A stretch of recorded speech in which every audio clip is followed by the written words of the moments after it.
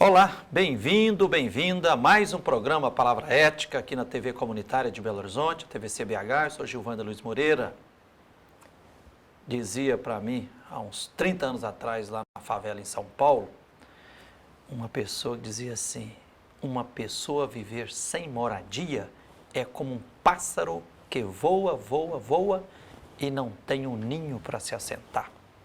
E lá em Uberlândia, em ocupação, outro companheiro completou, dizendo, é um pássaro sem asa, não voa. Né? Então vamos dedicar esse programa, mais um, ao direito fundamental à moradia digna. Temos a alegria de entrevistar hoje aqui Isabela Gonçalves Miranda. Oi, Frei. Isabela, bem-vinda. Obrigada pelo convite. Como a nossa Bela, né? Das Brigadas Populares, né? E está acompanhando desde a primeira semana as ocupações da região da Isidora, aqui em Belo Horizonte, e Santa Luzia, as ocupações Rosa Leão, Esperança e Vitória. Isabela, para começo de conversa, para quem ainda não teve a alegria e a responsabilidade de ir lá conhecer, assim, olho no olho, as ocupações Rosa Leão, Esperança e Vitória, apresente para quem vai nos acompanhar o que é, em que estágio que está as ocupações da Isidora. É uma alegria muito grande falar das ocupações da Isidora, e quem não foi tem que conhecer essa história ir, né? De luta, de vida, de alegria, de dificuldades também, mas de superação do povo das 3 ocupações, Rosa Leão, Esperança e Vitória, né? As ocupações da Isidora tiveram um início muito interessante, né? A gente costuma dizer que elas são o extrato mais popular daquele momento que foi as Jornadas de Junho. De 2013, né? De 2013. Enquanto a gente tinha, né, movimentos pela redução da tarifa, que também estão conectados ao conflito urbano, né, à questão das cidades e várias outras demandas por direitos sociais, na região da Isidora o povo ocupava um grande latifúndio improdutivo, que é a região da Isidora. A região, e parte é Granja Werneck, né? Granja Werneck e Fazenda Tamboril. São dois dos locais que as ocupações ocupam. 2 terrenos de latifundiários urbanos que as ocupações ocupam. Terrenos que estavam abandonados há mais de 40 anos, sem cumprir a função social, servindo só a práticas de especulação imobiliária. E que, na verdade, estavam sendo aí cotados para darem grandes lucros a proprietários privados que nunca cuidaram daquele espaço. Porque tem um projeto da Prefeitura de Belo Horizonte de criar lá a 10ª regional da Prefeitura de Belo Horizonte, né? A gente costuma dizer que as áreas que são muitas vezes reservadas enquanto áreas ambientais, elas são áreas ambientais só para poder garantir que o povo não entre para dentro das áreas, né?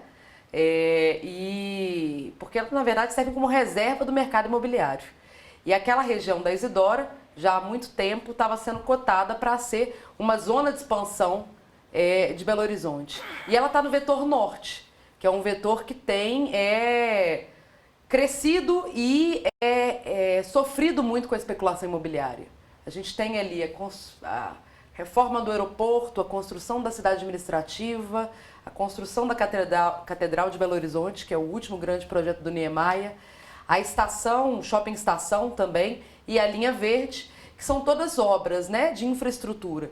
Algumas delas construídas com dinheiro privado, mas várias delas construídas com dinheiro do povo e que alimentam e enriquecem, valorizam terrenos de proprietários privados. A gente chama disso de extração da mais-valia urbana. Ou seja, você ganha um recurso sem trabalho a partir do crescimento das cidades que, na verdade, vem do trabalho de todos, né? Então, aquela região ali, ela começou a virar uma região de grande especulação imobiliária, onde começaram a acontecer também vários despejos para a construção de mega empreendimentos. Mas, para aquela área estava sendo cotada a regional de Belo Horizonte e haviam projetos de operação urbana, que é um instrumento que existe no Estatuto das Cidades para se flexibilizar e modificar a legislação. Então, inicialmente, queriam construir ali condomínios de luxo, com vilas da Copa. Falava em lotes de 5 mil metros quadrados, 5 mil metros quadrados. Meio hectares, né? Queriam fazer daquilo ali um espaço mesmo de condomínios de luxo, que pudesse enriquecer ainda mais os proprietários privados. E assim, com a desaceleração também do mercado imobiliário, eles foram mudando de projeto. Então, acho que passou por 5 projetos de construção ali de uma regional, até que agora está sendo votado, sem participação popular, sem consultar os bairros vizinhos, é bom dizer, né? Apenas a portas fechadas, empresa e prefeitura, uma regional de Belo Horizonte, construída com recursos do governo federal, a partir do programa Minha Casa Minha Vida. E a lei prescreve que tem que ter participação popular. A lei prescreve que tem que ter participação popular e tem que também ter contrapartida do privado. A operação urbana, ela tem que ser primeiro, né? Construído um comitê gestor para poder discutir como que aquela cidade vai ser construída, que não foi feito. É uma operação simplificada, só Estado e empresas. E tem que também trazer contrapartidas para a cidade. Se o empresário privado vai ganhar tanto com a venda daqueles terrenos, com a construção daqueles terrenos, ele precisa dizer o que ele vai propiciar para a cidade. A gente não pode gastar dinheiro público para poder prover ali mais recursos para que só as empresas lucrem, né? E a operação urbana da Isidoro, do Isidoro, né, como eles costumam dizer, por uma questão de gênero, de machismo, depois eu explico isso, mas não, o proprietário privado não oferece contrapartida, né? Ô, Isabela, agora no próximo dia 13 de junho, a Ocupação Rosa Leão já vai fazer a festa de 2 anos. Dia 27 de junho, a Ocupação Esperança vai celebrar os 2 anos de luta. Eu já ouvi por parte de vários juízes e desembargadores do Tribunal de Justiça de Minas Gerais que, sobre a ocupação, no início tem que se discutir se despeja, se faz reintegração de posse ou não. Mas quando se trata de ocupações consolidadas, aí não deve se despejar. Qual é o nível de organização das ocupações da Isidora hoje? Então, como a gente disse, né, assim, é uma injustiça enorme, porque aquele terreno que estava sendo servindo apenas para o capital, para o lucro privado, foi tomado pelas ocupações que deram uma função social àquilo. A gente costuma dizer que elas não invadiram nenhum terreno, elas ocuparam, porque aquilo estava sendo abandonado.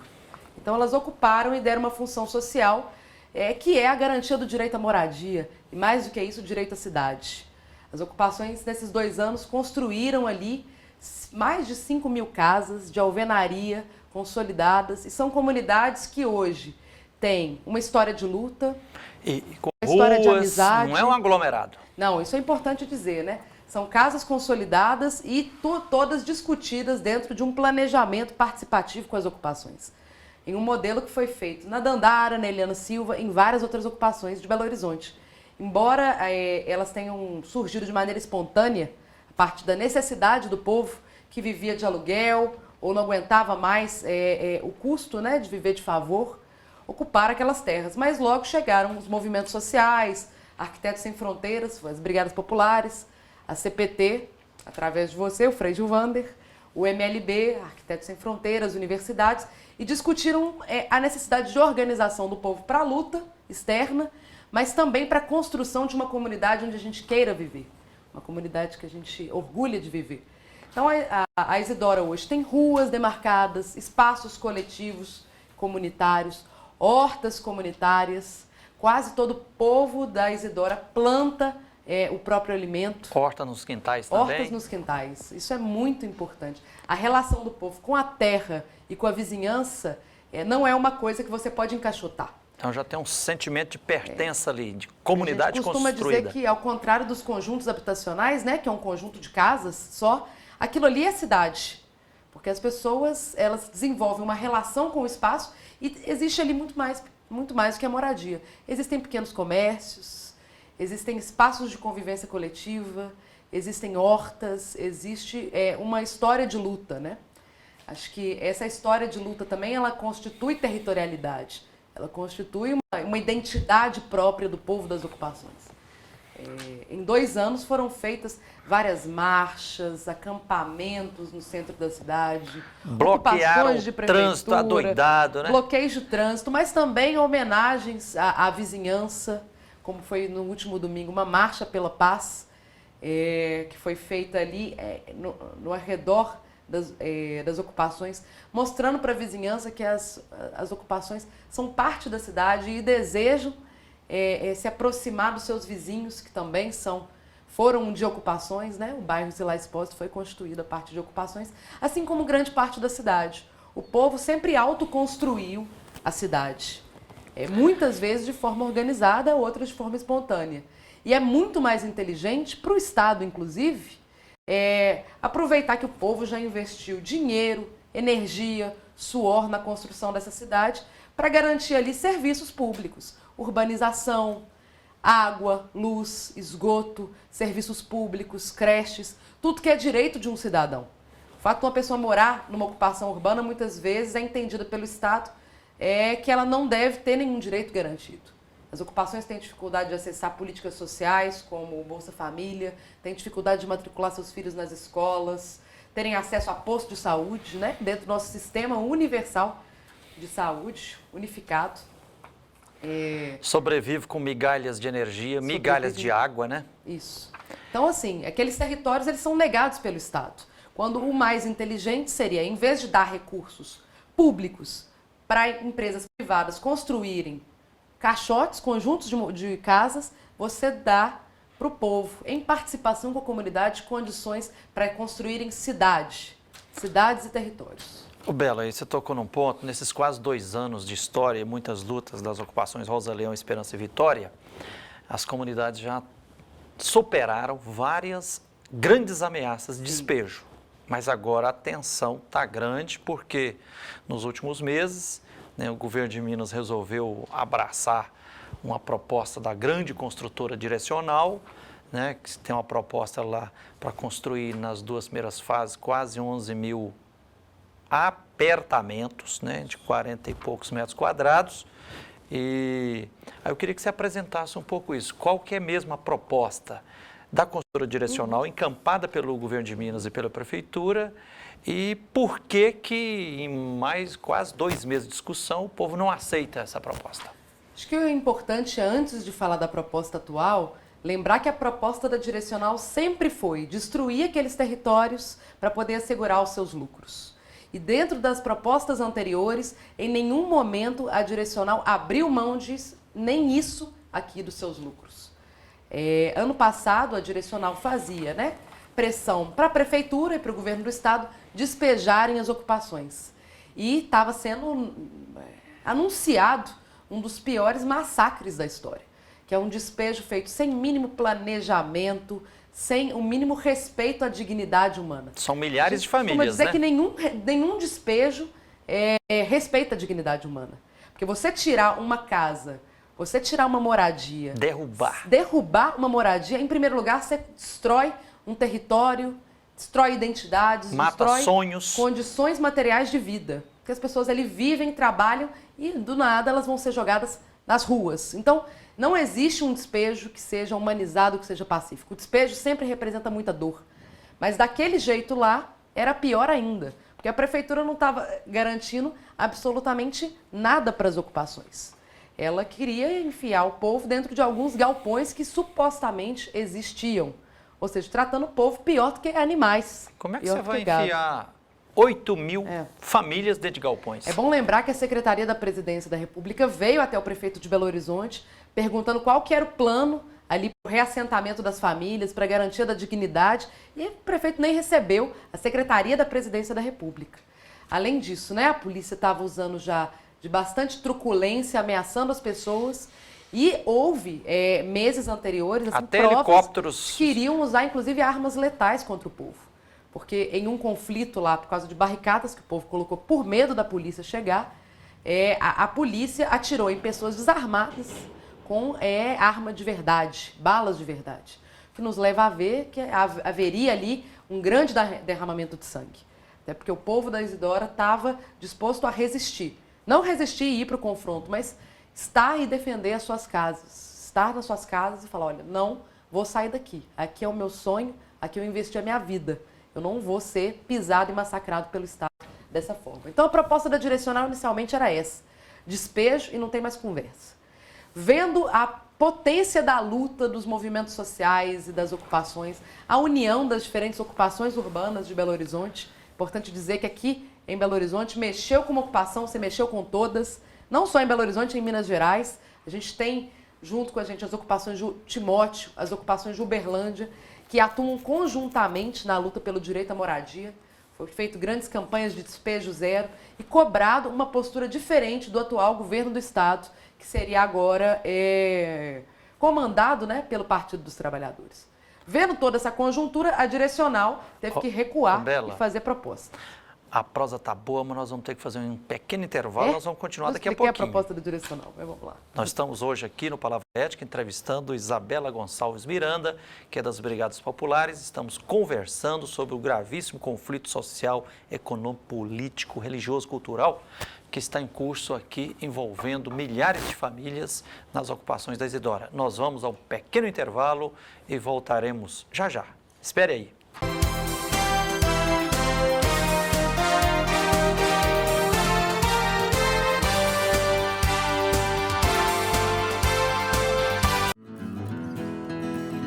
Venha passar um maravilhoso fim de semana na pousada Seu Didi e aproveitar o melhor que a natureza proporciona.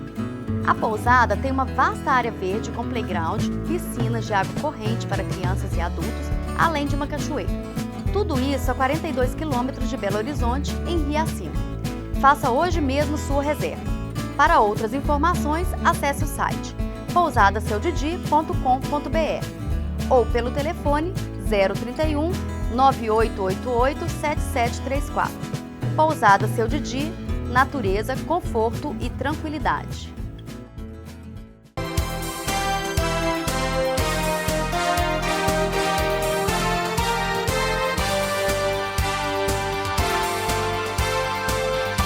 Olá, estamos de volta com o programa Palavra Ética aqui na TV Comunitária de Belo Horizonte. Eu sou Gilvando Luiz Moreira e nós estamos entrevistando Isabela Gonçalves Miranda, nossa querida Bela.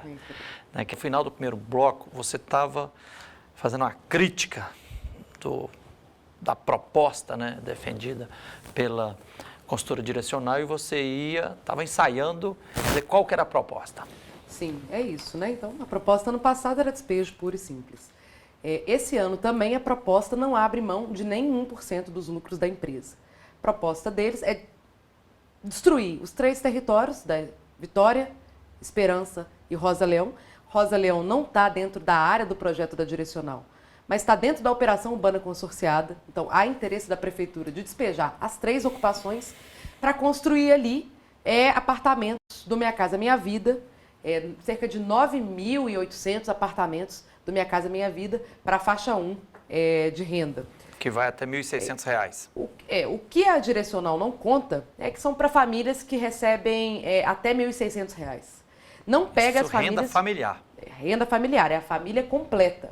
Então, ou seja, se o pai e a mãe, ou enfim, se 2 pessoas da família recebem um salário, elas já estão praticamente fora dessa faixa 1 de renda, né? Então, de fato, são famílias muito pobres que são abrangidas por esse programa. O que a direcional não conta dentro dessa proposta é que ela não irá contemplar a todos os moradores e os prédios também têm vários problemas, não podem ser considerados assim a priori moradia digna. Por quê? Olha, vou explicar por que a proposta não aceita, né? O governo do estado, a prefeitura já disseram que essa proposta vai contemplar algumas famílias que eles vão se selecionar posteriormente, sem nos explicar os critérios de seleção. O povo das ocupações já foi enganado pelo governo do estado, pela prefeitura várias vezes. A gente sabe que eles podem excluir moradores ali. Além disso, foi dito que famílias com diferentes composições não seriam contempladas. A gente tem na ocupação uma diversidade familiar. Tem idosos que moram sozinhos e que não seriam contemplados, porque eles falam que vão contemplar famílias no modelo pai, mãe e filhos. Mas a gente tem casais LGBT ali dentro, a gente tem mães solteiras, a gente tem ali idosos, pessoas solteiras. Essas pessoas podem ser simplesmente despejadas? Nossa luta sempre foi para a moradia por todos. Então, essa proposta, ela a priori, já não responde à nossa demanda, que é moradia digna e direito à cidade a todos. Mas o problema também da proposta da direcional é que aqueles apartamentos, eles também são um modelo homogêneo para a diversidade de famílias. Em primeiro lugar, um conjunto de 9.000 unidades habitacionais, todas iguais. Elas não constroem, não constituem cidade. Prédios de 6, 7, 8 andares, sem elevadores, Prédios de 40 e poucos 7 metros andares, quadrados. sem elevadores, sem áreas de produção, tem muita gente que produz dentro da moradia, não contemplam famílias grandes, numerosas. Não tem área nem uma vaga de garagem. São né? apartamentos desse tamanhozinho que não cabem. Você tem que morar numa casa e escolher, dentro do quarto, escolher se você vai ter um guarda-roupa ou uma cama de casal. Porque não cabe. Além disso, famílias numerosas não cabem naqueles apartamentos. Famílias que produzem dentro da residência não cabem dentro daqueles apartamentos.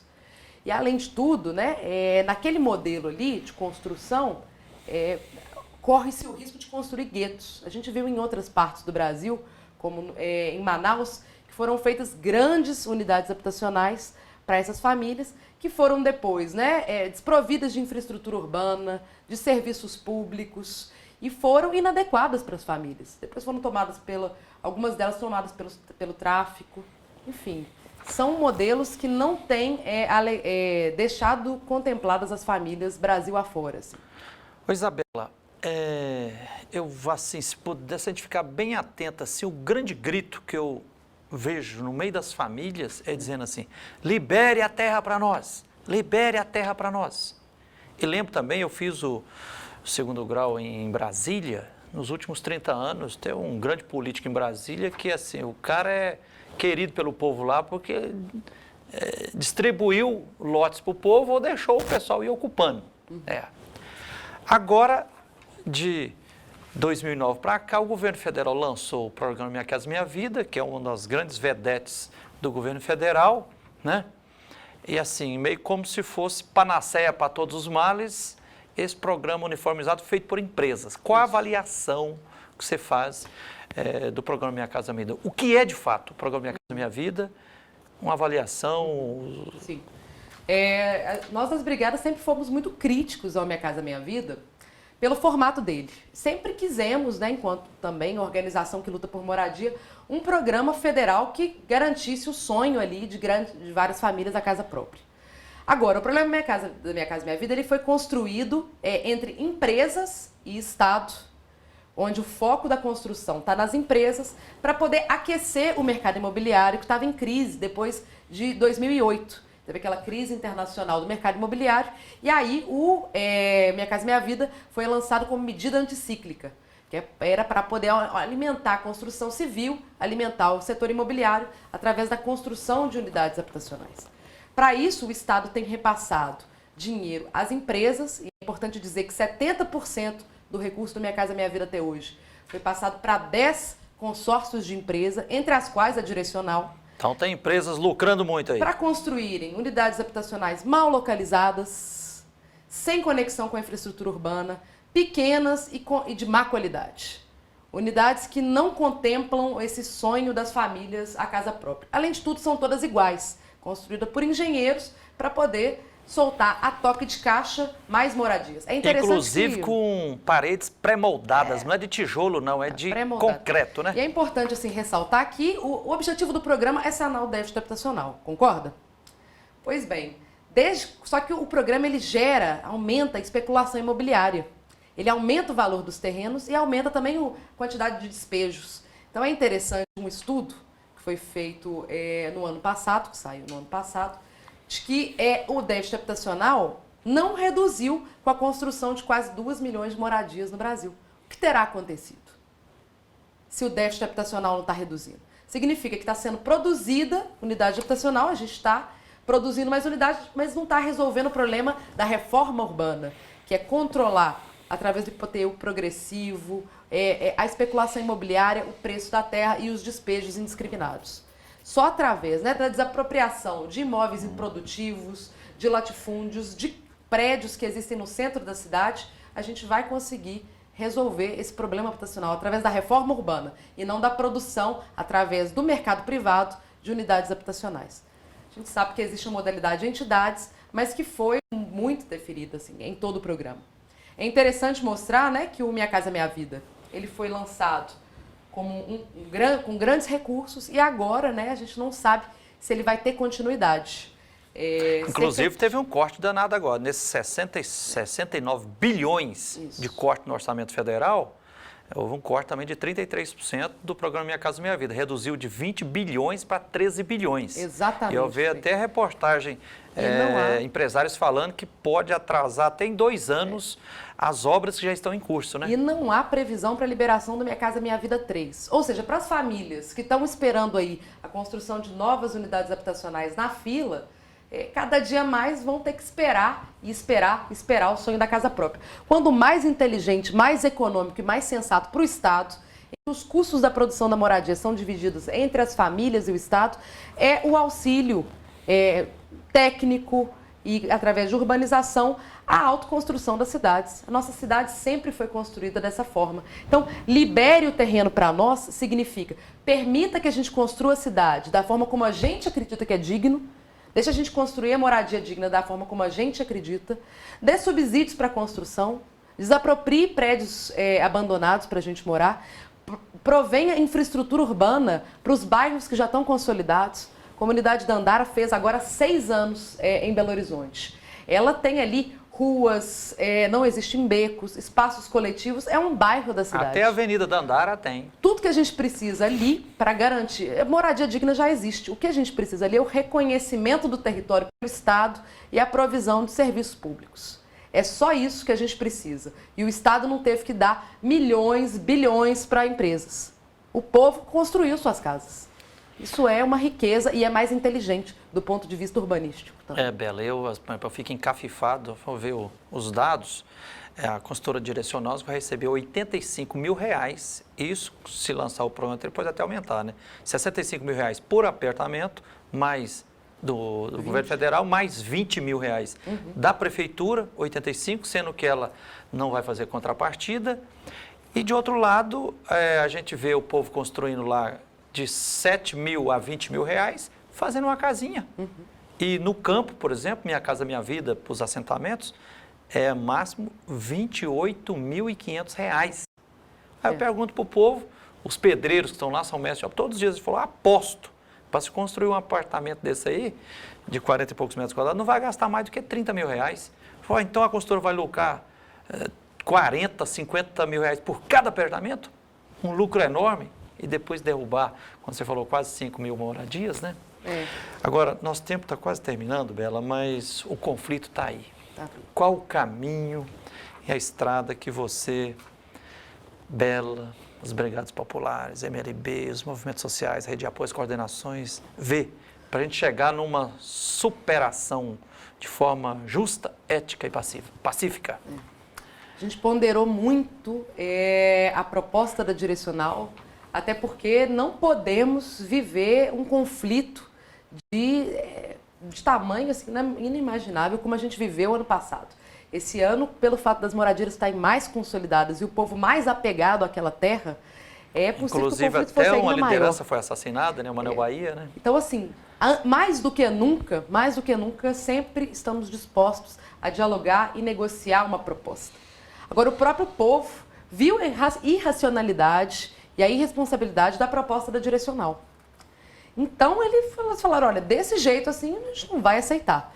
E eles falavam, não, gente, mas temos que negociar e o povo também quer negociar. Então, começamos ali a elaborar as bases de uma contraproposta que, ao contrário dessa proposta do capital, ela seja plural, ela comporte parte de liberação do terreno para Minha Casa Minha Vida, mas também permanência dos territórios e que seja popular, construída de maneira participativa, reconhecendo o valor daquela terra e o valor do território e das moradias que já estão construídas, já estão consolidadas dentro das ocupações.